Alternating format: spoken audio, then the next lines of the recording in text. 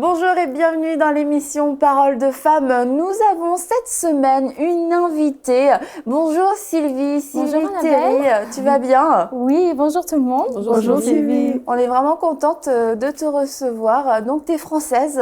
Oui. Ça fait 11 ans que tu es au Québec. Oui. Et avec ton mari, le pasteur David, vous êtes pasteur de l'église Carrefour des Nations à Québec. C'est ça, depuis combien de temps? Ça fait 3 ans. 3 ans qu'on est Depuis, au Carrefour des Nations de Québec, oui. Ah, ok, depuis 3 ans. Oui. Et là, en fait, toute cette semaine, tu vas être avec nous parce que tu vas nous partager ton témoignage. Oui. Parce qu'aujourd'hui, tu as l'air radieuse, tu as l'air vraiment waouh, super. Mais ça n'a pas toujours été, le cas, en fait. Et puis, tu vas nous expliquer ce qui s'est passé dans ta vie. Et puis, ce que Dieu, surtout, a fait dans ta vie. Et tout au long de cette semaine, si vous êtes d'accord, mais je sens votre accord. On va parler d'une vie d'oppression. Comment sortir d'une vie d'oppression? Comment être délivré? Et puis, je crois qu'il y en a beaucoup d'entre vous. C'est une grande souffrance dans vos vies. Vous n'arrivez pas à vous en sortir. Vous regardez à droite, à gauche. C'est de pire en pire, en fait. Et pourtant, vous aimez le Seigneur. Vous dites, mais qu'est-ce qui cloche avec moi? Et Sylvie a vécu une situation similaire, peut-être même pire que la vôtre. Et c'est pour vous dire, il y a un espoir en Jésus-Christ. Et ce que Dieu a fait dans sa vie, il va le faire dans votre vie. Et nous, on s'attend à de grandes délivrances cette semaine. On s'attend à ce que vous soyez totalement délivrés, que vous puissiez goûter à la liberté qui vous est réservée en tant qu'enfant de Dieu. Et on s'attend à toutes ces choses-là. On est toutes d'accord? Oui. Et puis en plus, Sylvie, d'habitude, tu nous regardes, hein, tu nous suis de chez toi. Je suis une fidèle auditrice de Paroles de femmes, alors j'ai l'impression de vous connaître. D'habitude, je suis dans ma cuisine, je repasse et je suis vos émissions qui sont excellentes. Je vous remercie vraiment pour la qualité des enseignements, des partages que vous faites pour les femmes. Ça, je pense que ça rejoint beaucoup de femmes, beaucoup de besoins et je ne manque pas vos émissions. Alors continuez. Tu vas continuer de nous regarder après. Oui. Donc comme on disait, là tu as l'air vraiment en forme, épanouie et tout ça, mais tu as eu des années plus sombres dans ta vie. Effectivement, pour retracer un petit peu mon parcours, j'ai rencontré Jésus à 18 ans. 18 ans et demi, des gens dans mon entourage m'ont parlé de Jésus. J'étais issue d'un milieu non chrétien. Mon cœur a été touché par l'amour de Dieu. J'ai donné ma vie à Jésus. Je suis devenue chrétienne vraiment. J'ai senti l'appel de Dieu rapidement sur ma vie, que Dieu m'appelait à le servir. Dieu a commencé une œuvre fabuleuse dans mon cœur, de restauration par rapport à des blessures de rejet, toutes sortes de choses. Et je me suis vraiment consacrée au Seigneur. Je voulais le servir. Quand je rentrais à la maison le soir, après les études, je priais, je lisais ma Bible et Dieu me parlait. Dieu me parlait. Et j'aimais être dans sa présence, j'aimais prier, j'aimais intercéder, j'aimais aller à l'église. Ça a l'air parfait jusqu'ici. Oui, jusqu'ici, oui. Dieu m'a montré à qui je devais me marier. Il a conduit mon mariage. Je voulais vraiment faire les choses selon Dieu et Dieu m'a conduit. Et Dieu me parlait par sa parole. C'était formidable. On a vécu des belles choses. Et en 2004, un an après notre mariage, le Seigneur nous a dit de tout quitter. Un peu comme Abraham, quitte ton pays. Et on a quitté la France pour se former au ministère. Le but, c'était de faire des études bibliques. On était profs tous les deux, mon mari et moi. T'es prof de quoi? Moi, j'étais prof d'histoire-géographie. Ah, wow. Et alors, j'étais attachée à mon pays, mais néanmoins, on a vraiment... Dieu a dirigé les choses, nous a parlé au travers de personnes, nous a parlé à nous, dans le jeûne, dans la prière. Et on était convaincus, on savait qu'on devait laisser nos emplois. On savait qu'on allait servir Dieu, mais c'est vrai que ça a été une surprise pour nous que Dieu nous dirige à l'étranger pour venir au Québec, s'installer ici, pour faire des études bibliques, se préparer. Puis on a fait le grand saut. On est arrivé au Québec en 2005, 28 août 2005. Et puis ça a été le début d'une nouvelle aventure. Qui s'est corsé par la suite. Oui, parce que là, ça a l'air formidable. Oui. Ça ressemble à un conte de fées, oui, c'est ça. Oui, c'est bon, on répond, on y va. Mais c'est ça, pendant que le Seigneur vous parle, vous met à part pour le ministère, c'est que toi, tu vis des choses différentes. Alors, ce que je voudrais dire, c'est que quand on se lève pour le Seigneur, quand on veut servir Dieu, on devient une cible pour l'ennemi. L'ennemi voit ce que Dieu a déposé sur nos vies et moi je savais que j'avais un appel à servir Dieu. J'avais commencé à vivre des choses même puissantes avec le Seigneur, avec le Saint-Esprit. Le Saint-Esprit m'avait visité lors d'un rassemblement de jeunesse peu avant qu'on parte. Le Saint-Esprit m'avait saisi, m'avait équipé même de dons spirituels. Une visitation vraiment du Saint-Esprit. Je me souviens une fois, on était dans un rassemblement un enseignement sur la prière, je suivais un enseignement et puis le pasteur était là et puis il a dit qui veut être une bouche pour Dieu? Qui veut être une bouche pour Dieu? Puis moi j'étais là assise à ma table, à ma chaise. Puis je dis bah ouais, moi je veux servir Dieu, je veux être une bouche pour Dieu. Puis il a commencé simplement à prier et puis il a dit bon, on va prier. Puis tout d'un coup moi j'ai senti du feu rentrer dans ma bouche. Wow. Je suis comme presque tombée à la renverse. Et puis je savais pas à l'époque ce qui se passait. Les gens m'ont retenue et je savais qu'il y avait eu un dépôt de puissance, un dépôt d'onction, quelque chose que Dieu voulait faire en moi, au travers de moi.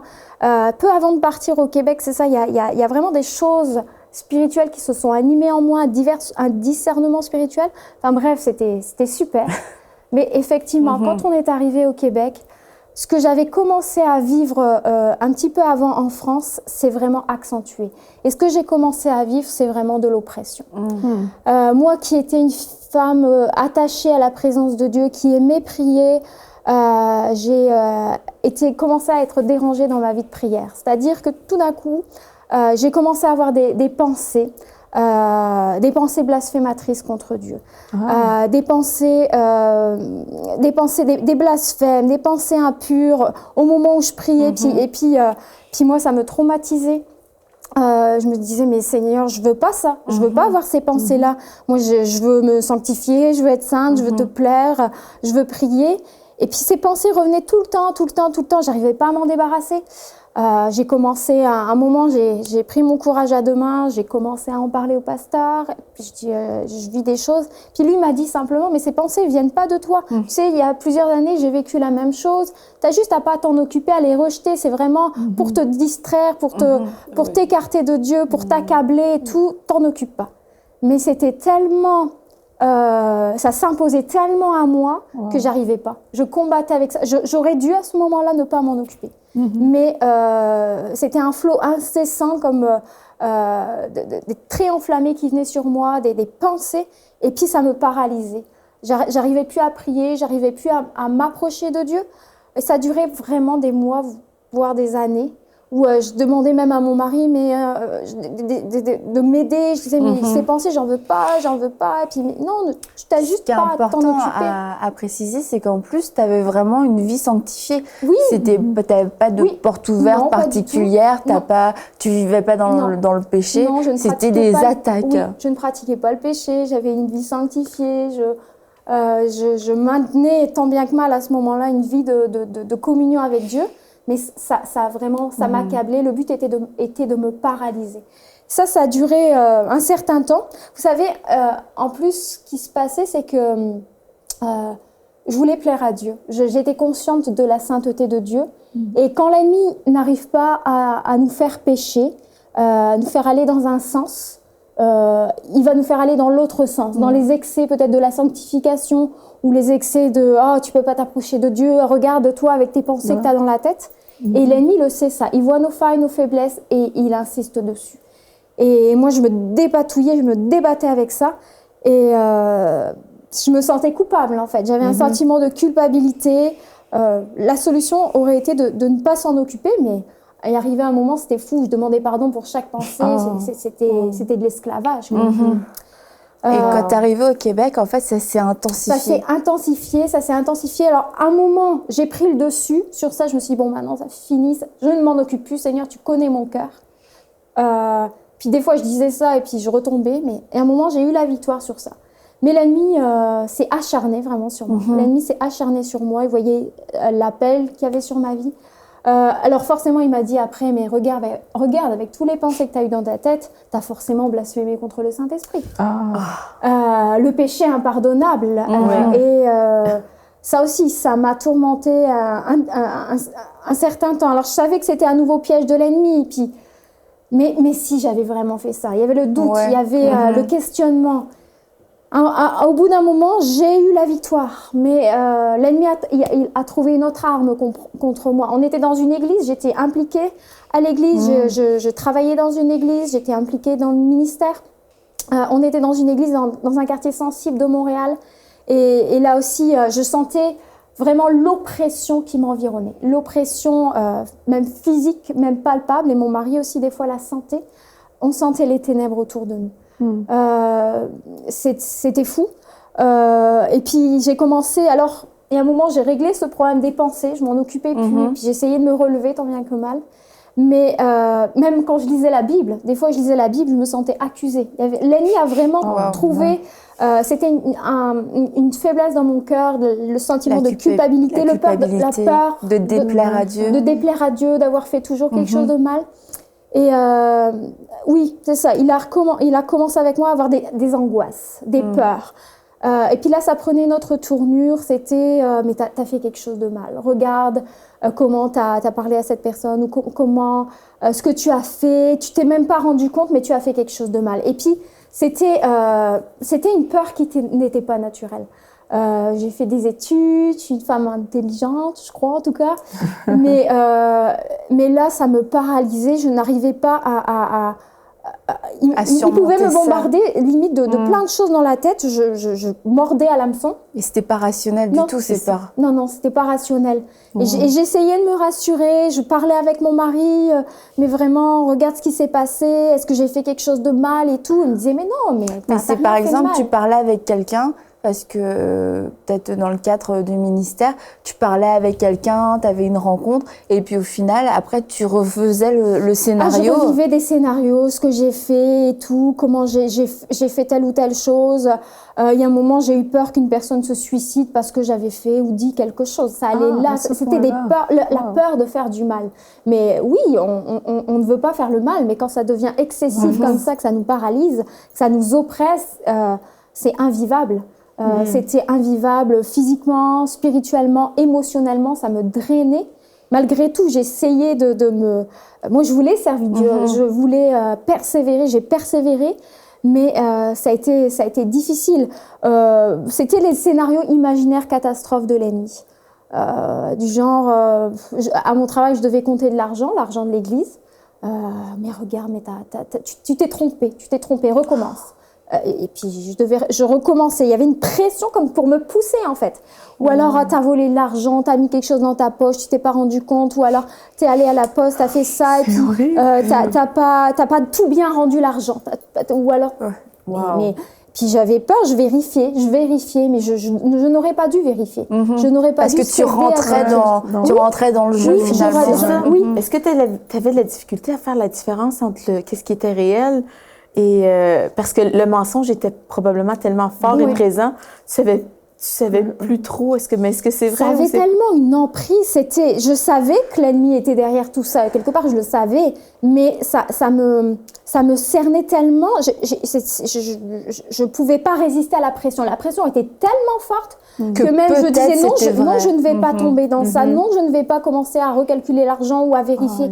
Mais ça me cernait. C'était plus que des petites pensées. Et je pense que l'ennemi allait crescendo avec moi et ça m'environnait. Je savais pas ce qui se passait. Je savais pas vraiment dans quel état pourquoi je vivais tout ça mais c'était très très intense, très très douloureux. C'était fou.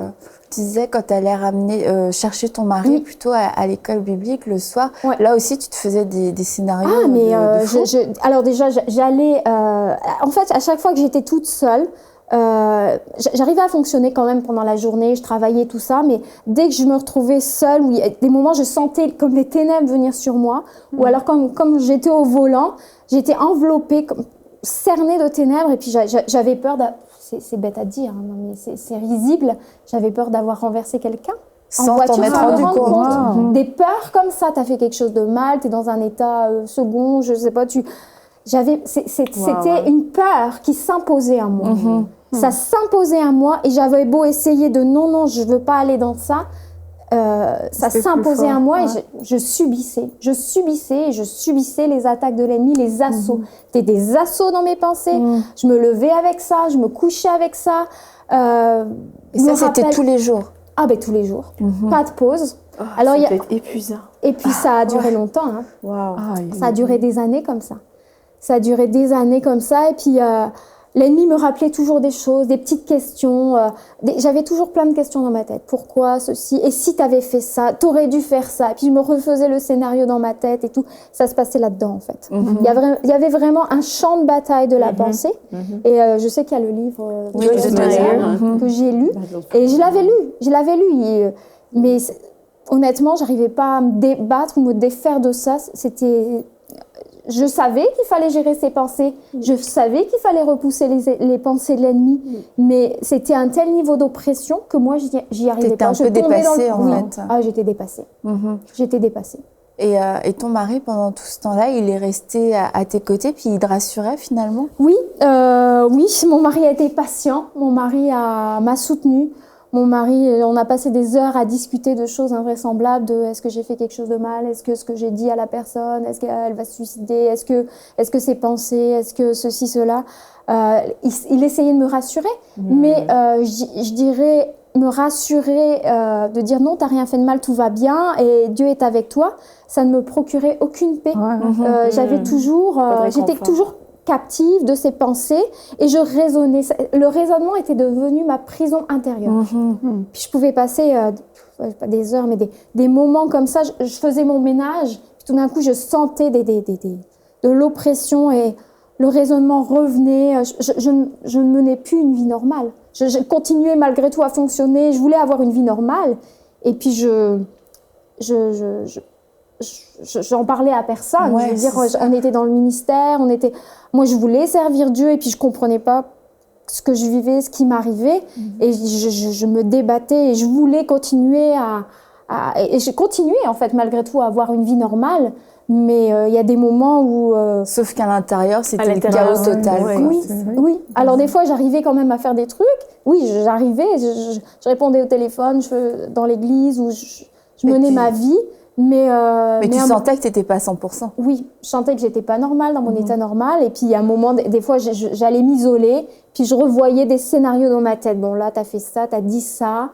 Non, c'est bon, tout va bien. Et puis, au moment où je me disais tout va bien, non, je n'avais pas la paix. Alors, je refaisais le scénario intérieur comme une petite souris qui est dans une cage, dans une roue, là, qui tourne. Ça tournait tout le temps dans ma tête. Ça tournait. Et en fait, à chaque fois que je réglais un problème, à chaque fois, il y avait un nouveau scénario imaginaire de l'ennemi, un scénario catastrophe, alors que je faisais rien de mal. Honnêtement, là, oui, ça m'est arrivé de faire des erreurs. Et puis, alors, quand je faisais une erreur, ça devenait une catastrophe. Bah oui, là, ça devenait monumental. C'était toujours le poids de l'accusation. L'ennemi est appelé l'accusateur des frères. Et moi, et le père du mensonge. Et le père du mensonge. Et moi, je vivais sous ce joug d'accusation, de culpabilité. Alors, j'essayais de sortir la tête hors de l'eau, mais à chaque fois, j'avais l'impression qu'il y avait quelqu'un qui maintenait ma tête hors de l'eau. Et la Bible nous dit que le voleur ne vient que pour dérober, égorger et détruire. C'est un verset dans Jean 10. Et c'est vrai, l'ennemi a détruit, je pense, 10 ans de ma vie, parce que ça a duré 10 ans. Je dirais de 2003, ça a commencé peu de temps après mon mariage, jusqu'à 2013. Et il y a un moment, à la fin, là, j'en pouvais plus. J'avais même eu des pensées de suicide. Il fallait que ça s'arrête. Je criais au secours, Seigneur, il faut que ça s'arrête. Là, je suis plus capable. Je vais retourner en France. C'était pas la solution. Hein.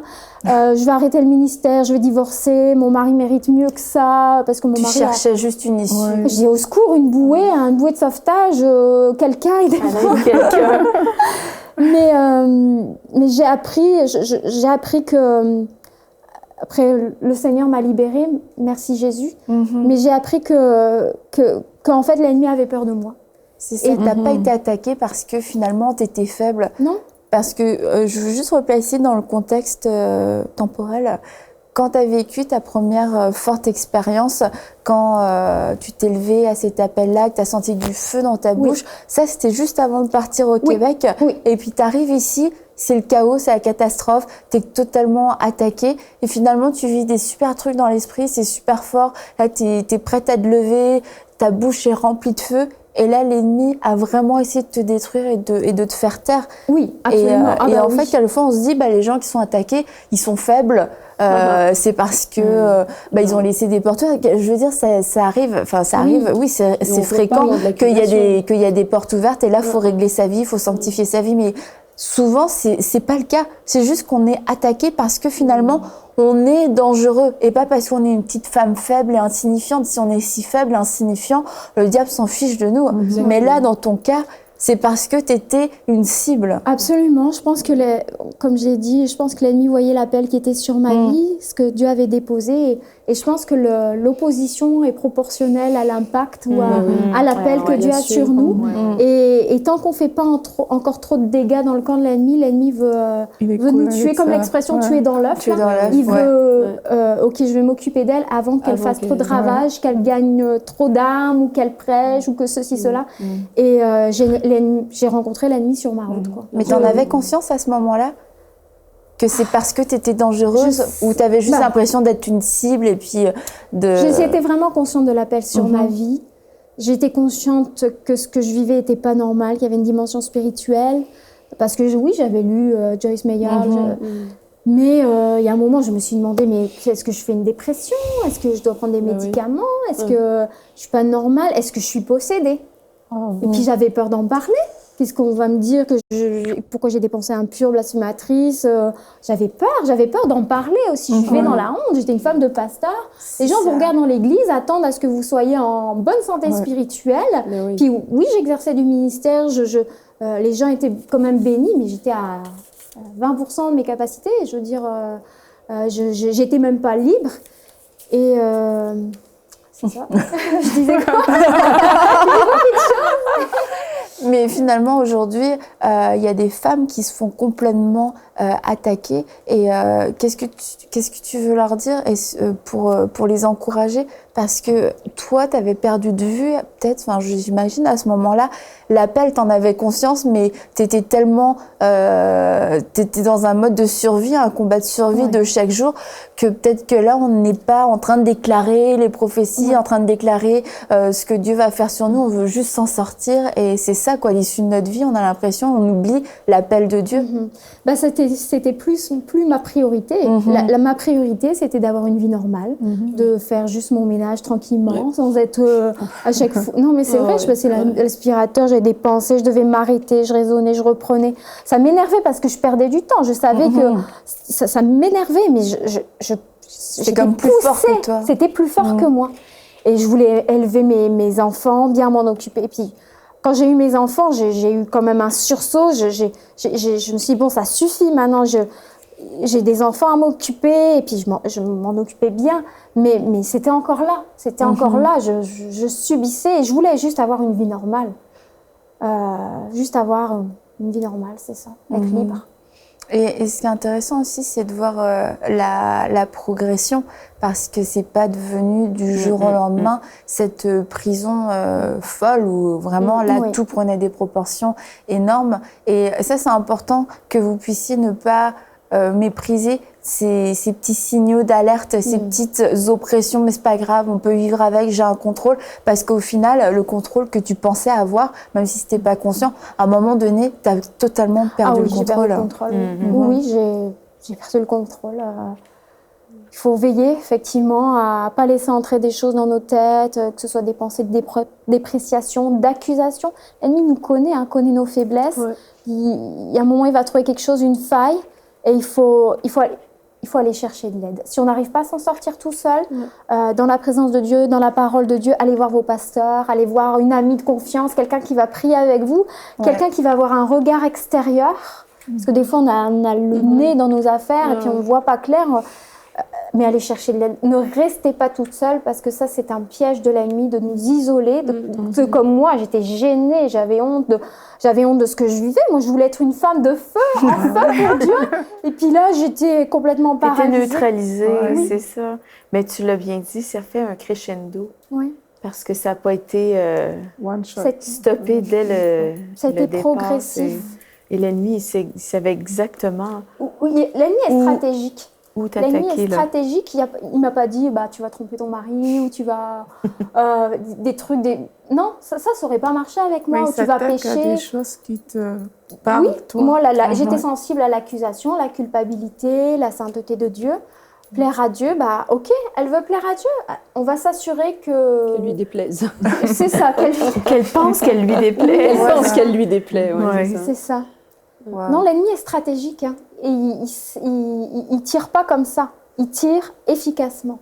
Mhm. Il nous mène la guerre. Quoi. Et on va voir dans les prochaines émissions qu'autant le diable a des ruses, la Bible nous dit de tenir ferme contre les ruses du diable. C'est vraiment les ruses, c'est qu'il a des plans stratégiques, il a des objectifs. Et puis toi, Anne, tu as déjà dit dans d'autres émissions que aussi on devait être stratégique dans nos prières, pas tirer à tout va. Mais c'est ça, quand mais on cherche viser. pas le discernement, on est comme un soldat dans le noir. Et j'ai dit ça l'autre jour, on compare ça avec la guerre napoléonienne, mettons, et puis les armes de guerre modernes avec les lunettes qui voient dans le noir. Non mais c'est vrai, maintenant c'est quasiment, on voit comme en plein jour, quand tu regardes les vidéos, quand ils ont été prendre Ben Laden, ils voyaient comme en plein jour les soldats. Et dans le combat spirituel, c'est pareil, quand on manque de discernement spirituel, on va tirer dans le noir. Et donc des fois on va atteindre une cible, mais la plupart du temps on va tirer dans le vide. Et quand Dieu, par son esprit, nous donne le discernement, on sait exactement où tirer. Je pense que c'est un sujet de prière auquel il faut qu'on s'attelle, que Dieu nous donne des yeux pour voir et nous donne un discernement précis, qu'on voit la cible et qu'on tire parce que l'Éternel a armé notre bras.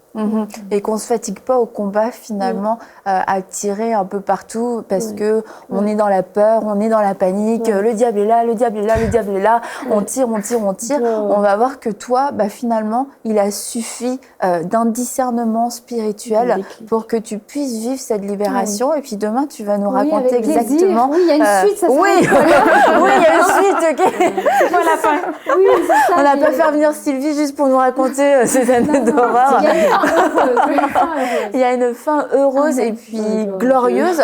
Et c'est ça, demain, tu vas vraiment pouvoir nous expliquer comment tu as vécu cette délivrance.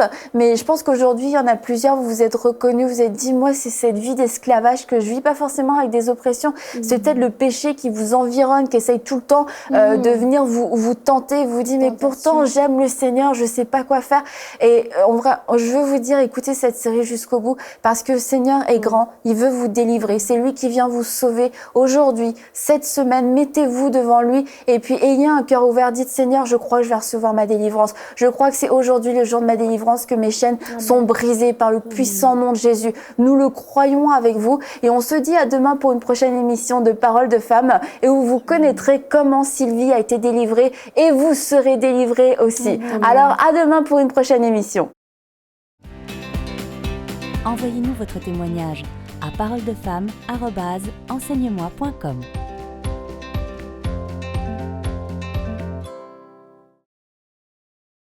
Cette émission est rendue possible grâce au précieux soutien des partenaires d'Enseigne-moi Canal International. Retrouvez tous nos programmes sur enseigne-moi.com.